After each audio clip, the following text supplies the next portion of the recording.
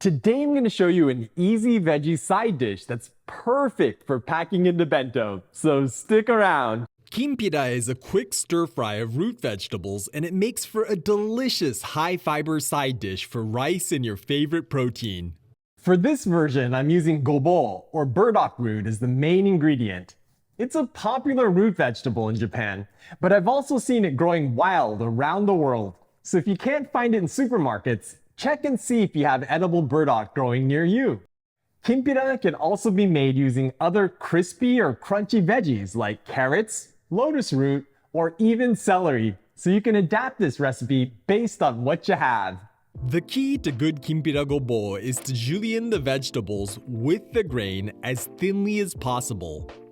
This allows you to quickly stir-fry them while preserving their crunchy texture. That looks delicious, right?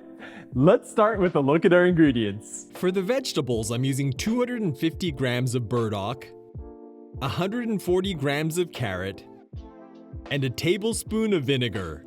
I'm also going to be using a tablespoon of vegetable oil, some chili flakes, 1 teaspoon dark brown sugar, a quarter cup of sake, 1 tablespoon of soy sauce, a quarter teaspoon salt, and 1 tablespoon of toasted sesame seeds. The first thing I'm going to do is make some acidified water by adding the vinegar to a bowl of cold water. Lemon juice or citric acid will work as well.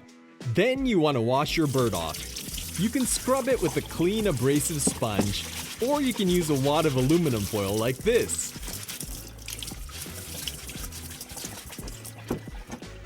After scrubbing away the dirt from the surface of the burdock, I'm going to peel it. This is optional, but I want my kimpira gobo to have a nice light color today, which is also why I've prepared the acidified water. Once I've peeled a segment, I'm going to cut it into 2 to 3 inch long pieces and drop them in our vinegar water. Burdock root discolors rapidly due to enzymatic browning of polyphenols, and the acidified water is going to help arrest this process.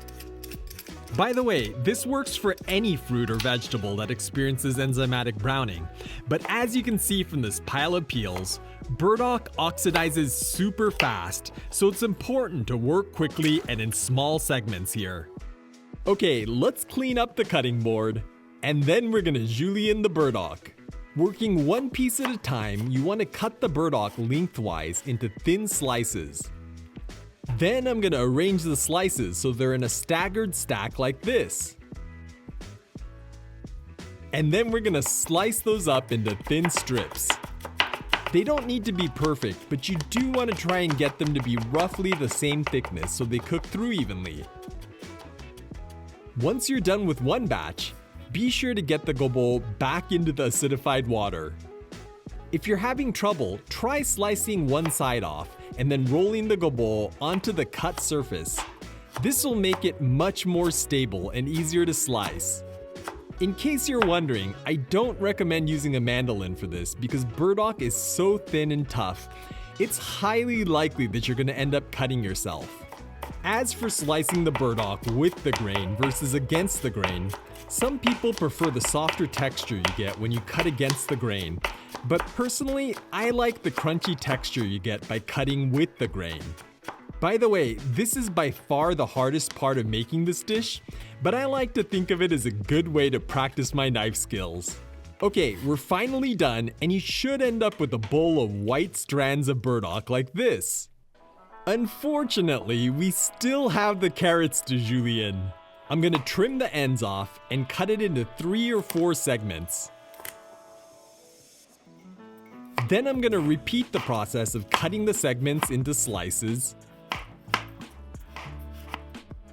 lining the slices up, and chopping the slices into thin strips. By the way, this goes a lot faster than the burdock because carrots are thicker and more tender. You could also probably do this on a mandolin if you feel daring. Now I'm just gonna drain the burdock and rinse off the vinegar so our kimpira doesn't end up tasting sour. Be sure to shake off as much water as you can. That's it for the prep. But before we cook our kimpira, I want to tell you about my secret stash of recipes. I usually spend weeks planning, shooting, and editing one of these videos. But for every video I make, there are dozens of other dishes I cook for my family on a daily basis. I'm posting one of these recipes every week for patrons. So if you want to see how you can get access to my secret stash while supporting this channel, hit the link in the description down below. All right, let's fry this up. I've got a frying pan over high heat, and I'm gonna add the oil and the pepper flakes, and we're gonna swirl this around. Then I'm gonna add the burdock and the carrots. And I'm gonna stir fry this for about a minute until the vegetables start to wilt. Next, I'm gonna add the sugar and continue stir frying for another minute or two, or until the water released by the vegetables has evaporated. Now I'm gonna add the sake, soy sauce, and salt. The steam from the liquids will help the burdock cook through, but I like my kimpira to have a crunchy texture, so I try and get the liquid to evaporate as quickly as possible. If you want your kimpira to be a little more tender, you could cover it with a lid and let it steam for a few minutes. Once all the liquid is evaporated and the seasonings start to caramelize, I'm gonna add the toasted sesame seeds and stir them in. Okay, our kimpira gobo is ready, so let's get this plated up. In Japan, we usually eat our meals family style, so I like to pile a big mound of kimpira into a serving bowl like this. Let's top it off with a little something green for garnish, and our kimpira gobo is done! By the way, I got these adorable serving plates from Musubi Kiln, and they have other plates and bowls in this series that make mealtime fun. You can check out their huge selection of Japanese tableware using the link in the description, and be sure to use coupon code NORECIPES to get 5% off your order. All right, let's try this kimpira gobo out. Itadakimasu. It looks beautiful and it smells amazing. It's so earthy. All right, I'm gonna go in for a bite here. Oh yeah.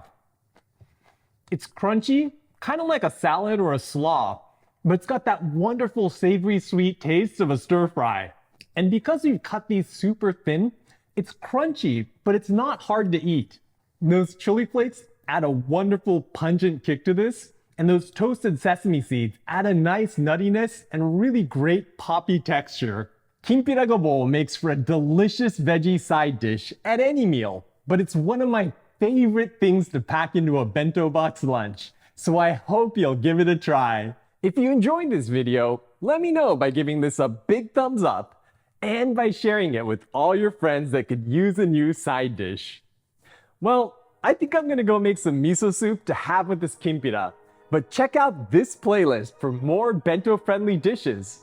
And I'll catch you in the next one.